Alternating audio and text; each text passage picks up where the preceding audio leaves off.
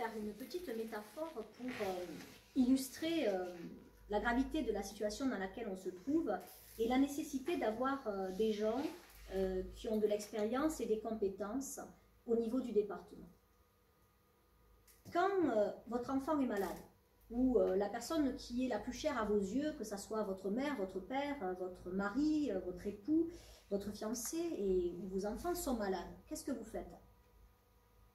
Est-ce que cette personne qui est malade, vous allez la confier à votre garagiste parce qu'il est très copain avec vous, avec qui vous entendez bien?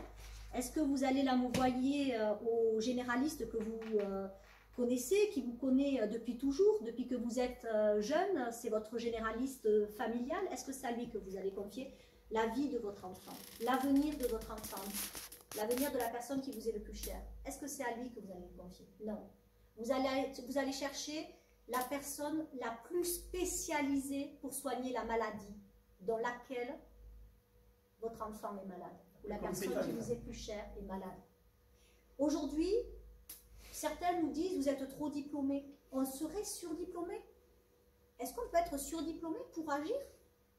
Vous savez, quand vous êtes recruté pour un travail, vous avez un profil de poste et vous avez des exigences qui sont demandées, une formation particulière. Ben, face à la gravité de la situation, est-ce qu'il n'est pas nécessaire qu'au niveau du département, il y ait des personnes qui aient déjà fait de l'économie, qui aient déjà fait du tourisme, qui aient déjà fait du droit, qui connaissent les collectivités territoriales, qui connaissent le terrain?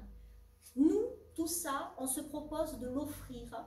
On souhaite mettre au service de tous les Hauts-Pyrénéens et particulièrement des habitants du canton de Lourdes 2, la formation, oui, que nous avons suivie, les compétences qu'on a pu acquérir et l'expérience.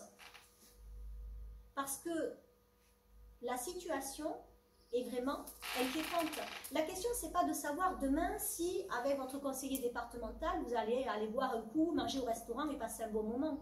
Tout ça, on peut tous vous l'offrir. Tous. Tous les élus. Avec tous les élus, tous les candidats, vous pouvez aller passer une très bonne soirée et rigoler. Tous. Par contre, tous ne sont pas capables d'apporter de l'expérience du conseil départemental. Seul Bruno a été élu au département. C'est Bruno Vignales qui est le candidat sortant. C'est le seul qui a l'expérience du conseil départemental. Seul Bruno a déjà mis en place des projets touristiques et économiques qui ont permis à Lourdes de se relever et de relancer son économie locale. C'est la raison pour laquelle nous vous invitons, nous vous demandons de vous mobiliser. Parce que c'est vrai que nous, vous savez, depuis le début de cette campagne, on passe notre temps à travailler, à réfléchir à des solutions.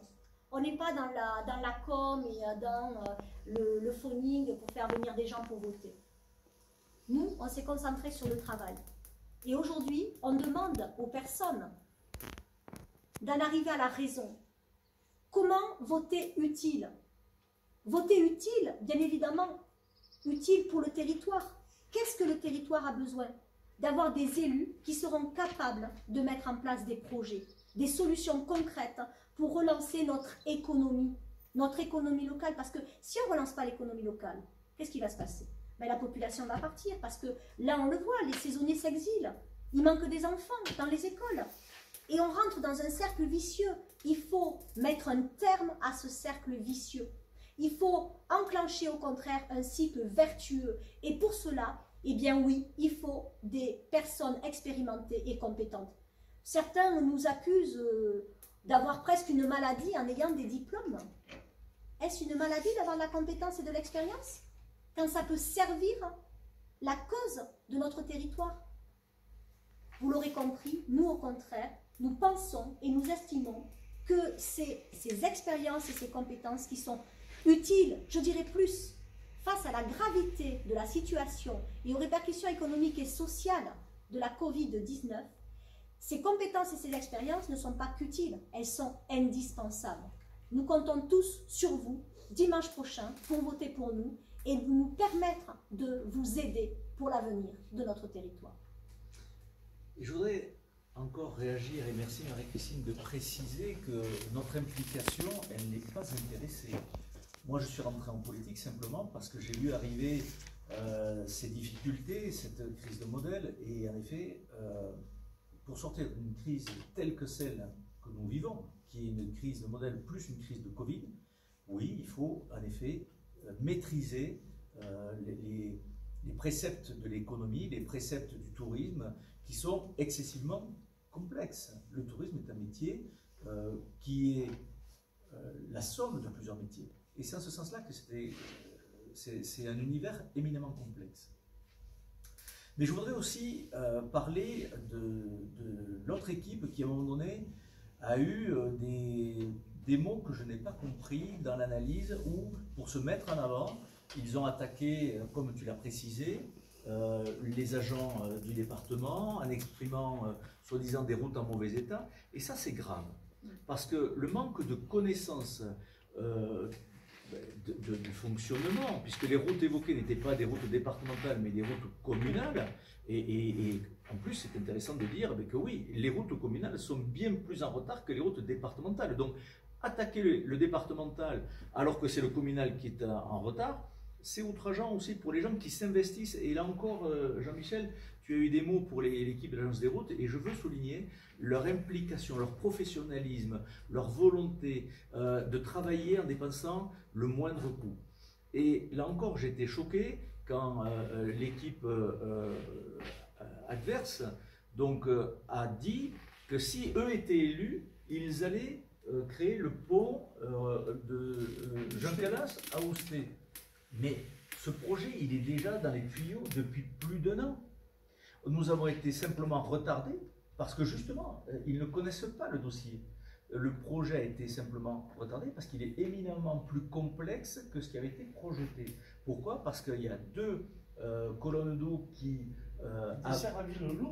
desservent la ville de Lourdes, et que s'ils connaissaient mieux leur dossier, ils sauraient que dès qu'on touche à un pont, on est soumis à la loi sur l'eau, donc il faut faire des études qui sont déjà programmées, qui sont déjà validées, et en sachant que le projet du pont, il faut comprendre que lorsqu'on doit sortir un pont, eh bien, il faut mettre en place toute une dynamique de comment on va desservir le hameau qui va être coupé. Est-ce qu'il faut passer par Berberius-Lias? Est-ce qu'il faut construire un autre pont? Si on construit un autre pont, sous quelles conditions?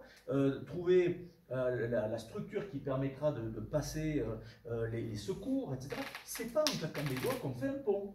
Donc, quelque part, ça démontre encore une fois le manque de connaissance des dossiers, puisque le dossier est déjà traité. Il faut savoir qu'en plus, ce n'est pas que ce pont.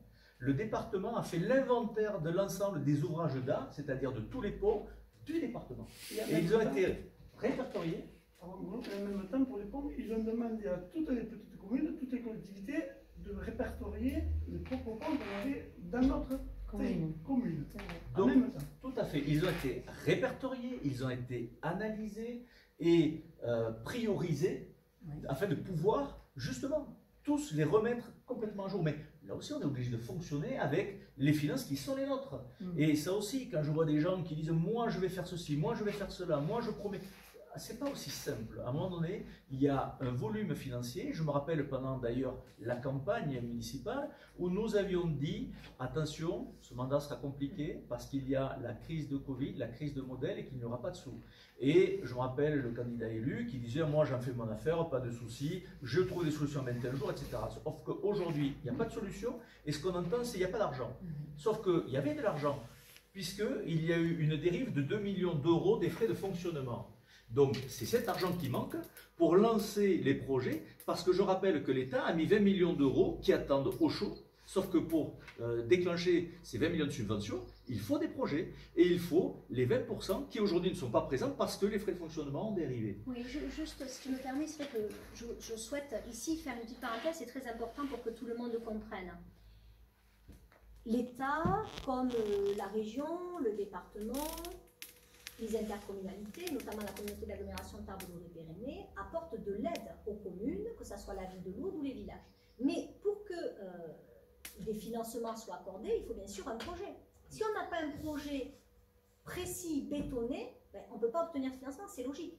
Et ce qui est regrettable, c'est justement qu'avec le plan de relance et la ligne spécifique à Lourdes, il y avait de l'argent à prendre. Il y a de l'argent. Ce qu'il y a, cet argent n'est pas mobilisé parce qu'il n'y a pas les projets qui sont mis en place. Et ça, c'est vraiment regrettable. Et c'est ça qui fait la différence avec le Louron. Parce que là aussi, les gens qui veulent attaquer le président du département disent « Ah oui, mais tout l'argent va au Louron ». C'est faux. À chaque fois qu'il y a eu des projets sur Lourdes, je les ai défendus et j'ai été chercher les subventions au département que nous avons obtenues. Il n'y a pas eu un seul projet qui n'a pas eu le soutien du département.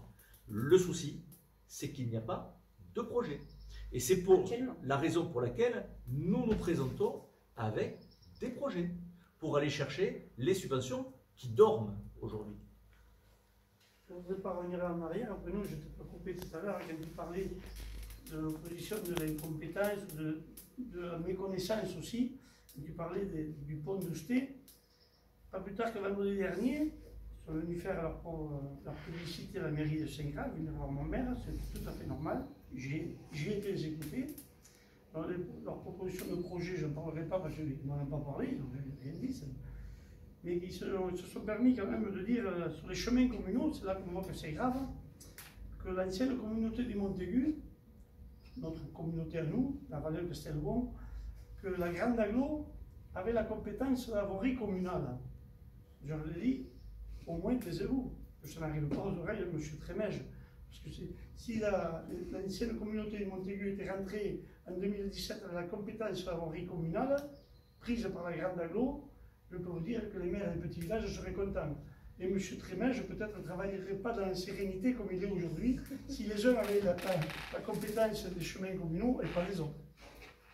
Oui, c'est là où on voit l'importance de connaître la façon dont les collectivités territoriales fonctionnent, de connaître les règles qui s'appliquent, parce que sinon, non seulement on ne peut pas agir de manière rapide, mais surtout on peut même commettre des erreurs très graves pour les deniers publics, alors que nous manquons d'argent. Et c'est pour toutes ces raisons, effectivement, que nous regrettons d'abord qu'il n'y ait pas de débat, que l'autre équipe fuit devant le débat.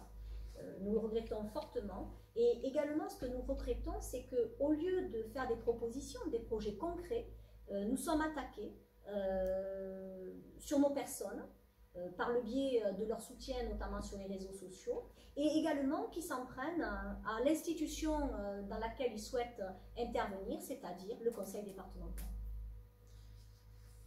Vous l'aurez compris, si nous sommes prêts à nous présenter donc, au second tour de ce scrutin, c'est avec une réelle implication, une réelle motivation, un engagement.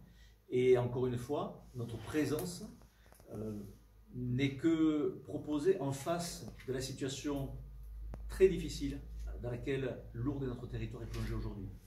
Donc, nous nous proposons, avec l'ensemble de nos compétences, de nos expériences, de notre bilan, qui est un bilan de succès, et nous espérons avoir la confiance des habitants de ce territoire pour continuer à œuvrer pour leur assurer un avenir de sérénité et une économie favorable pour permettre à nos enfants et à nos petits-enfants de leur proposer à eux aussi, parce que c'est notre responsabilité, en tout cas c'est ce qui nous motive à nous, c'est de leur assurer à eux aussi une sérénité et une sécurité.